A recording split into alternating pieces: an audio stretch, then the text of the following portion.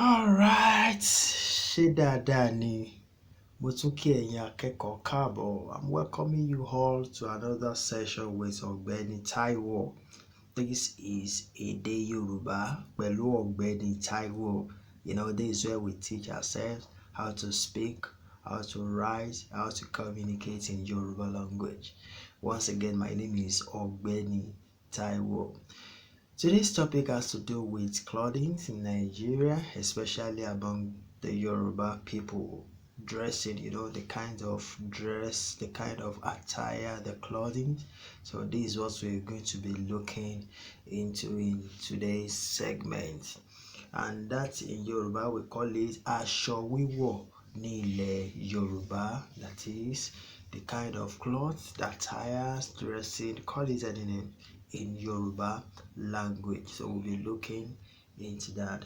And the focus of today's class is that lẹ́yìn ìdánilẹ́kọ̀ọ́, you should be able to give us various examples, name it, of Yoruba attire.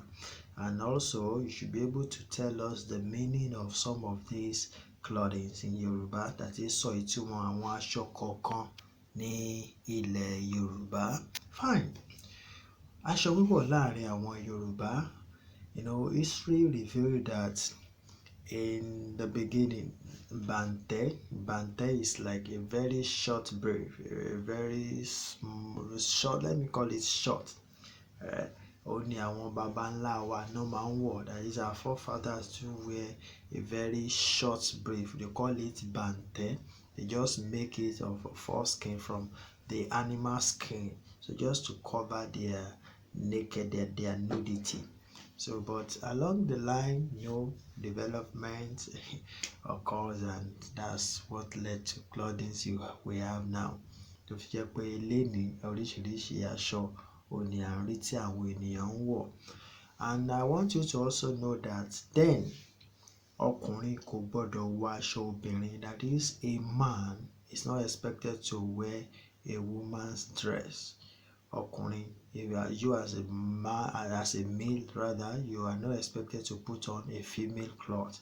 Likewise, a female are not expected to put on a male's garment. And ọ̀nà mẹ́ta ni a lè pín àwọn aṣọ wíwọ̀ sí. That means we can categorize all the Yoruba clothing into 3 categories. The first category is aṣọ ìṣeré. We call that plain and domestic clothes. Irú aṣọ yìí ni àwọn aṣọ tí a lè wọ̀ nínú ilé. The second category is aṣọ iṣẹ́. Aṣọ iṣẹ́. These are uniform and professional clothes. And the third category is aṣọ ìmúròde. These are ceremonial attire. Let's give various examples of some of these categories. The first category, as I earlier mentioned, mo ti sọ ṣáájú, òun ni aṣọ ìṣeré. Irú àwọn aṣọ yìí a tún lè pè ní aṣọ ìyílẹ̀. Inú ilé ni a ti máa ń wọ ilé yìí, tàbí ibi tí a lọ tí kò bá jìnnà, where you are going when it's not too far. At least you can still wear this kind of clothes láti ṣeré, láti just from within your house.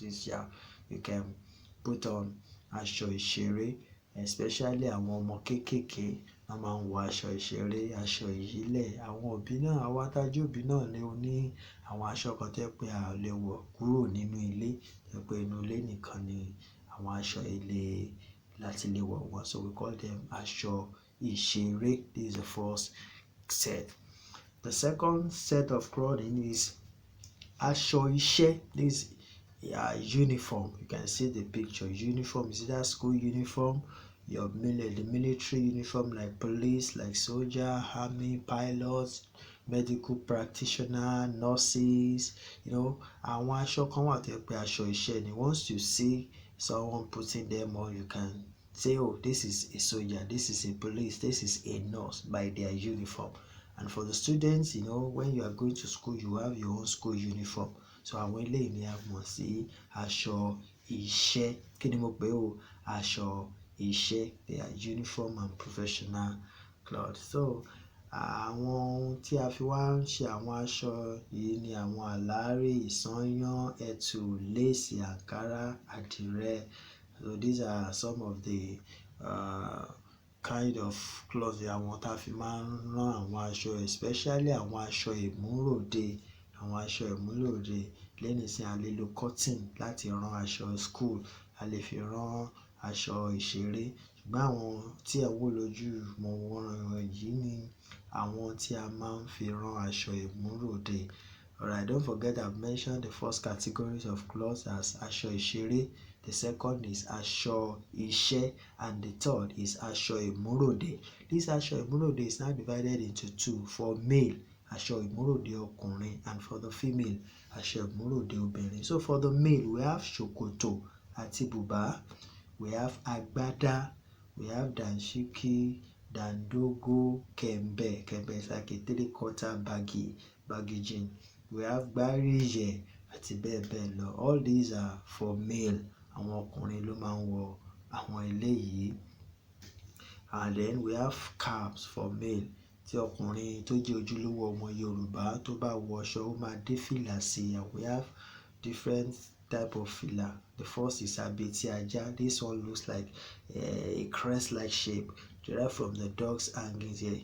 Abetí ajá, ó máa já wálẹ̀. A lè ṣẹ́, you can fold it up or down to face any direction, but tó bá ká sókè ó máa dàbí ìgbà tí etí ajá tó nà sókè. Tó bá wá sílẹ̀, ìgbà òtútù làwọn míì máa ń tẹ̀ dé yẹn. Tó bá ti wá sílẹ̀, wọ́n á fi cover etí torí òtútù. We also have gòbé, we have bentigo, we have fìlà onídẹ, we have labankada. So all these are types of fìlà fún ọkùnrin. And now aṣọ ìmúròde fún obìnrin. Obìnrin, ìró àti bùbá ló sábà wọ́pọ̀ jù. These are wrappers and blouse. So àwọn obìnrin dẹ̀ tún máa ń wé gèlè, that's head tie or head gear. Wọ́n máa ń fi ìpèlé yìí, àwọn obìnrin náà ni wọ́n máa ń lò. So wọ́n á fi sí ọrùn tàbí kí wọ́n so mọ́ inú wọn. So also a ní ìborùn yìí náà, àwọn obìnrin náà ni wọ́n sábà máa ń lò.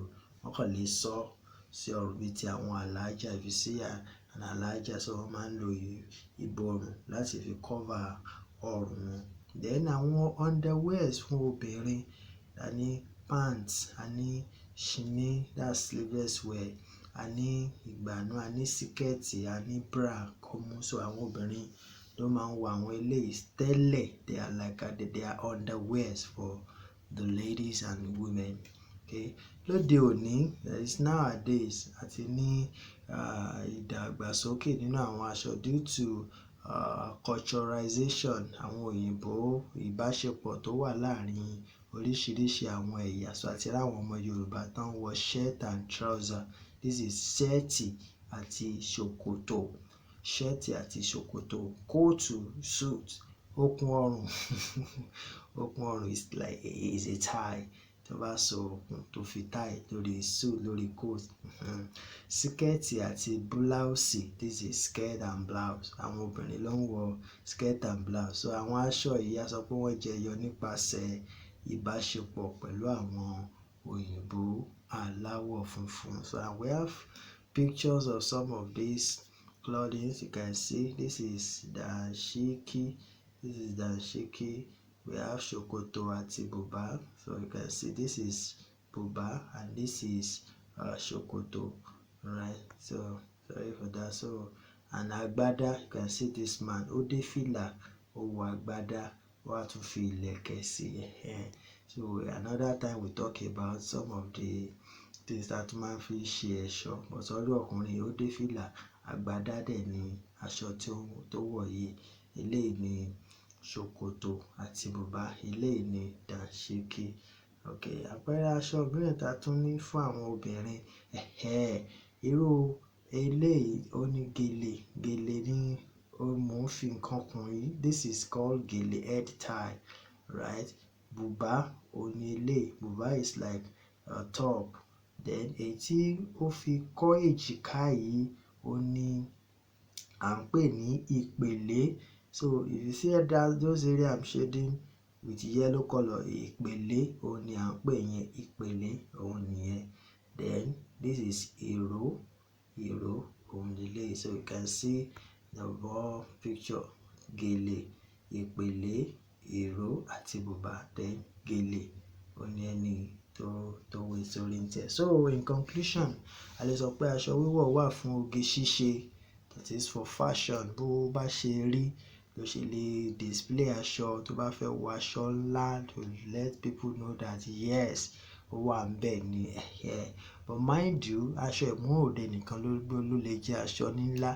Aṣọ ìṣeré nínú ilé kò nílò kó jẹ́ olówó ńlá, can be affordable. And aṣọ iṣẹ́, because it is uniform, you cannot customize it, you cannot design it, but you follow the strict instruction about the organization ní aṣọ iṣẹ́. Ṣùgbọ́n aṣọ ìmúròde, bí a fẹ́ lọ sí party ni, a fẹ́ lọ sí wedding, a fẹ́ lọ sí naming ceremony, a fẹ́ lọ fún event kan, you can put on aṣọ ìmúròde. So àwọn aṣọ mẹ́tẹ̀ẹ̀ta tí mo ṣàlàyé ni aṣọ ìṣeré, that is nínú ilé la ti ń wọ̀ yẹn. 2, aṣọ iṣẹ́, the uniform, the professional wear, and aṣọ ìmúròde. And that's where we're going to stop for today. Don't forget to like and subscribe to our page. Don't forget, once again, Ọ̀gbẹ́ni Taiwo is here for you when it comes to Yoruba language. Today, we've talked about aṣọ wíwọ̀ ní ilẹ̀ Yoruba. See you other time. Thank you and God bless you. Bye.